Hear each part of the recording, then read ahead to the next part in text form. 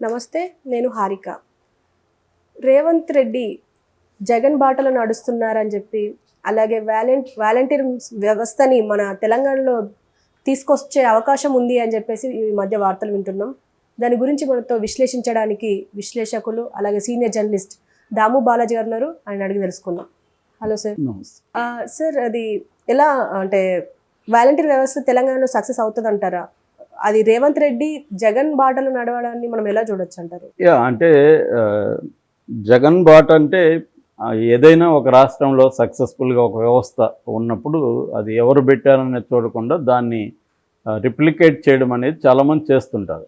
నిజానికి కేరళలో కూడా ఇదే వ్యవస్థ పెట్టడానికి వాళ్ళు అమర్ది వచ్చిపోయారు. ఈవెన్ బీజేపీ కేంద్ర కమిటీ కూడా దాన్ని ప్రశంసిస్తూ ఒకసారి మాట్లాడారు. వాలంటరీ వ్యవస్థలో ఉండే పాజిటివ్ నెగిటివ్ రెండు ఉన్నాయి. పాజిటివ్ ఏంటంటే పథకాలు ఇంతకుముందు జన్మభూమి కమిటీల మీద వచ్చిన విమర్శ అదే చంద్రబాబు ఉన్నప్పుడు. వాళ్ళు ఏంటంటే పథకాల కోసం వీళ్ళు ఎవరైతే లబ్ధిదారులు ఉంటారో వీళ్ళు వెళ్ళి ఆఫీసుల చుట్టూ తిరగడం, గంటలు గంటలు వెయిట్ చేయడం. ముఖ్యంగా పెన్షన్దారులు ముసలోళ్ళు ఉంటారు, వాళ్ళు వెళ్ళలేరు, వాళ్ళకి ట్రావెల్ ఇబ్బంది ఉంటుంది, తోడు లేకుండా వెళ్ళలేరు, తోడు దొరకరు. ఇటువంటి కాంటెక్స్ట్లో చాలా ఇబ్బందులు పడ్డారు. జగన్ ఏం చేశాడంటే వాలంటీర్ వ్యవస్థ తీసుకొచ్చి 2,60,000 మందిని వాలంటీర్లకు పెట్టి సచివాలయ వ్యవస్థ ఏర్పాటు చేసి లోకల్గానే అన్ని సర్వీసెస్ అందేటిగా చేశాడు. దీంట్లో అనేక తప్పులు ఉండొచ్చు. రెండోది జగన్ ప్లాన్ ఏంటంటే ఈ వాలంటీర్లు కానీ 50 ఇండ్లకు ఒకరిని పెట్టడం వల్ల 50 ఇండ్ల మీద వాలంటీర్కి పొట్ట ఏర్పడుతుంది. ఆ 50 ఇండ్లకు సంబంధించిన అనేక సర్వీసెస్ని వీళ్ళు అందిస్తారు కాబట్టి ఒక రకంగా 50 ఇళ్ళు కూడా వాలంటీర్ మీద డిపెండ్ అయిపోతారు. మెల్లమెల్లగా వీళ్ళు వెళ్లకుండానే అన్ని పనులు అతను చేస్తుంటాడు, అతను కానీ ఆమె కానీ. అలాగే డిపెండ్ అయిపోయినప్పుడు రేపు వాళ్ళ మీద కంట్రోల్ వస్తుంది కాబట్టి మనకి వీళ్ళు కార్యకర్తల్లాగా పనికొస్తారు, ఓట్లు మనకి పడేదానికి స్కోప్ ఉంటుంది అనేది రెండు డబుల్ ఎడ్జెడ్ వెపన్ అంటాం. అటు పీపుల్కి అది హెల్ప్ అవుతుంది, ఇటు జగన్కి కూడా హెల్ప్ అవుతుంది. అందుకని దాని మీద చంద్రబాబు కానీ ఇటులో వీళ్ళు పవన్ కళ్యాణ్ కానీ ఎందుకు టార్గెట్ చేస్తున్నారంటే వీళ్ళకి అది ఇబ్బంది. ఏ రకంగా ఇబ్బంది అంటే 50 ఇండ్లకు ఒకరు ఉంటారు, వాళ్ళు ఈ 50 ఇండ్లలో ఎవరెవరికి ఓట్లు వేస్తారో వాళ్ళకి క్లియర్గా తెలుసు ఏ పార్టీకి వేస్తారు అనేది. అందువల్ల వాళ్ళు లిస్ట్ అవుట్ చేసుకొని తెలుగుదేశానికి ఇంట్లో నుంచి ఎన్ని ఓట్లు వెళ్ళబోతున్నాయి మొత్తం లిస్ట్ వచ్చేస్తుంది. అందువల్ల ఏమవుతుందంటే దాన్ని ఎలా కట్ చేయాలి, తెలుగుదేశానికి వెళ్ళే ఓట్లని ఎలా కట్ చేయాలి, వాళ్ళకున్న బలహీనతలు ఏంటి, దాన్ని ఎట్లా దెబ్బ కొట్టాలి, ఇట్లా ఒక ఇంత ఇన్ఫర్మేషన్ వేరే వ్యవస్థ ఏది ఇవ్వలేదు జగన్కి.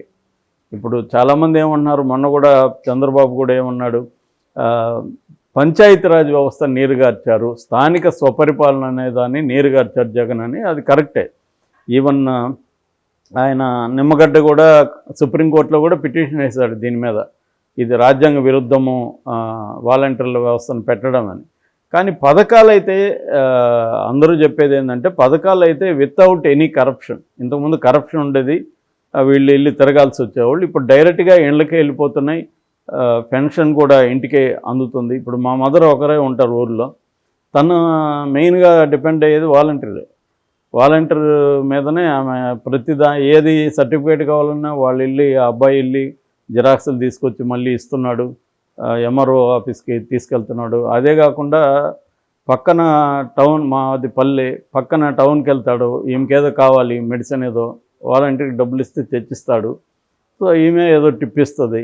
ఇలా ఒక వాళ్ళ ర్యాపో, అంటే ఆమెకి ఎవరు పిల్లలు అక్కడ లేరు కాబట్టి వీళ్ళే ఒక కొడుకులాగా ర్యాపో వచ్చేస్తుంది వీళ్ళతో. సో దీనివల్ల ఈమెకి ఇబ్బంది ఉండదు.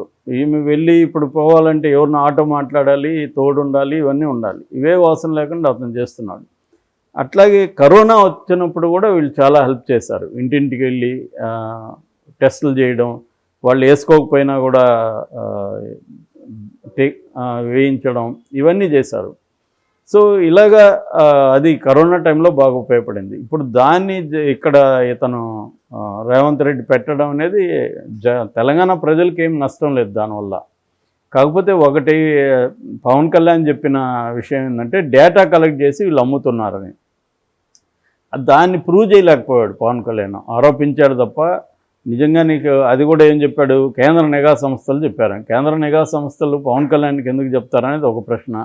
రెండోది, నిఘా సంస్థలకు తెలిసినప్పుడు కేంద్ర ప్రభుత్వం ఎందుకు సైలెంట్గా ఉంది? ఎక్కడెక్కడ ఏ వాలంటీరు ఇలాంటి అమ్ముతున్నాడో తెలిస్తే వాళ్ళ మీద చర్యలు తీసుకోవాలి కదా, స్టేట్ గవర్నమెంట్కి చెప్పాలి కదా.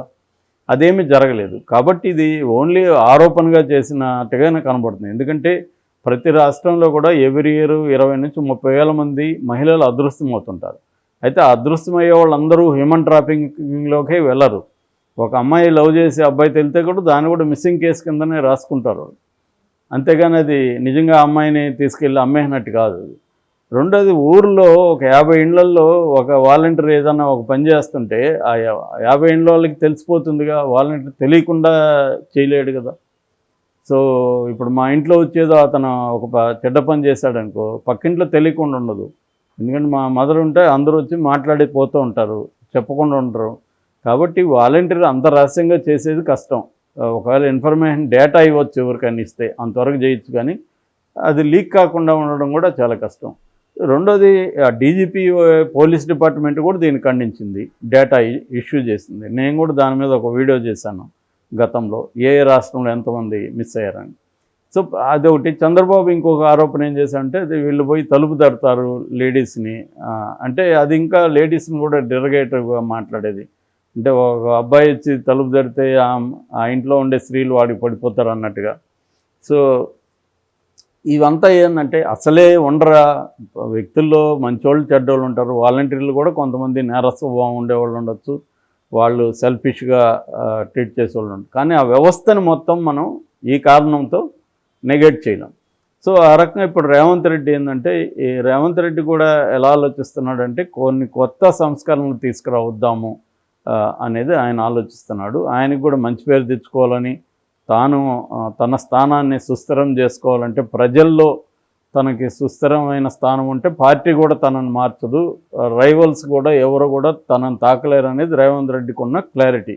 ఆయన అనేకసార్లు ఇంటర్వ్యూలో కూడా చెప్పారు, ప్రజల్లో కానీ మనకు ప్లేస్ ఉంటే మనల్ని ఎవరు ఏం చేయలేరు అనేది ఆయన చెప్పాడు. ఆ వైపుగా వెళ్ళాలంటే ఆయన కూడా ఆలోచిస్తుండేది ఏమంటే, ఇప్పుడు 6 గ్యారంటీలు ఇతర పథకాలన్నీ ఉన్నాయి. ఇవన్నీ ఇప్పుడు లబ్ధిదారులకి కరెక్ట్గా అందాలంటే ఒక వ్యవస్థ ఉండాలి, ప్రభుత్వానికి లబ్ధిదారుల మధ్య. ఆ వ్యవస్థ ఇప్పటివరకు మనకి కొద్దిగా బెటర్గా ఉన్నది వాలంటీర్ వ్యవస్థే. దాన్ని ఇక్కడ పెట్టాలని, దానికి ఇందిరమ్మ కమిటీలు అనే పేరు పెట్టాలని కూడా ఆయన ఆలోచిస్తున్నట్టుగా తెలుస్తుంది. అయితే ఈ లోపల ఆయన విద్యా వాలంటీర్లను కూడా పెట్టబోతున్నారు. దాదాపు డిఎస్సి పెట్టి టీచర్స్ని ఫిలప్ చేయలేదు. ఎందుకంటే డిఎస్సిని కండక్ట్ చేయలేదు 10 ఏళ్లలో. చాలా పోస్టులు ఖాళీగా ఉన్నాయి. గవర్నమెంట్ స్కూళ్ళన్నీ అసలు పట్టించుకోలేదు కేసీఆర్ అనే తీవ్రమైన విమర్శ ఉంది. ఊరికనే కేజీ టు పీజీ అన్నారు తప్ప అదేం జరగలేదు. సో అందుకని ఇప్పుడు రేవంత్ రెడ్డి స్కూళ్ళ మీద కూడా ఫోకస్ చేస్తున్నాడు. ఎందుకంటే విద్యా వైద్యం అనేది వెరీ వెరీ ఇంపార్టెంట్ ఆస్పెక్ట్స్ సమాజంలో. ముఖ్యంగా దళితులకు కావచ్చు, మార్జినైజ్ సెక్షన్కి మంచి quality education, quality medical care, ఈ రెండు కూడా దూరంగా ఉంటాయి.